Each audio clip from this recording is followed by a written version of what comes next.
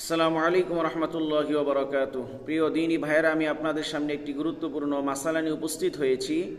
মাসালাটি হলো বিক্রেতার কাছেই সঙ্গে সঙ্গে বিক্রি করা। যেমন আমাদের দেশের মধ্যে এটা প্রচলিত আছে যে কোনো ব্যক্তি কোনো একটা জিনিস সে বিক্রি করেছে, অর্থাৎ সমিতি তার কাছ থেকে কোনো একটা জিনিস, কথার কথা একটা জমির কিছু অংশ সে 30,000 টাকায় ক্রয় করেছে। এরপরে আবার দেখা যায় সেই জমির অংশটাই যে বিক্রি করেছে তার নিকট সঙ্গে সঙ্গে এটা 31,000 টাকা বিক্রি করলো। এটা শরীয়তের দৃষ্টিতে জায়েজ আছে কিনা? এটার উত্তর হলো যে উল্লেখিত পদ্ধতিতে জমি ক্রয় বিক্রয় জায়েজ হয়েছে, কেননা জমি কবজা করার পূর্বেও বিক্রি করা জায়েজ আছে।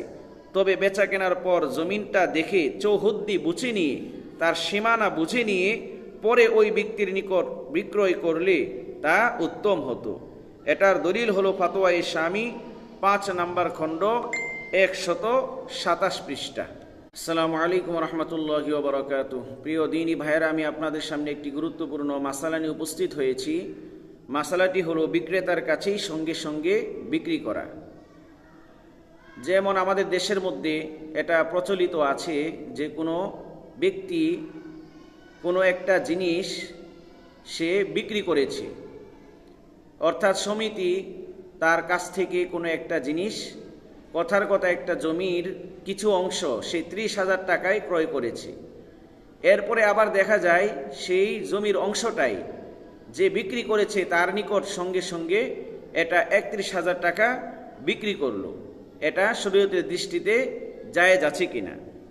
এটার উত্তর হলো যে উল্লেখিত পদ্ধতিতে জমি ক্রয় বিক্রয় জায়েজ হয়েছে, কেননা জমি কবজা করার পূর্বেও বিক্রি করা জায়েজ আছে। তবে বেচা কেনার পর জমিনটা দেখে চৌহদ্দি বুঝে নিয়ে, তার সীমানা বুঝে নিয়ে পরে ওই ব্যক্তির নিকট বিক্রয় করলে তা উত্তম হতো। এটার দলিল হলো ফাতোয়ায়ে শামী 5 নম্বর খণ্ড 127 পৃষ্ঠা।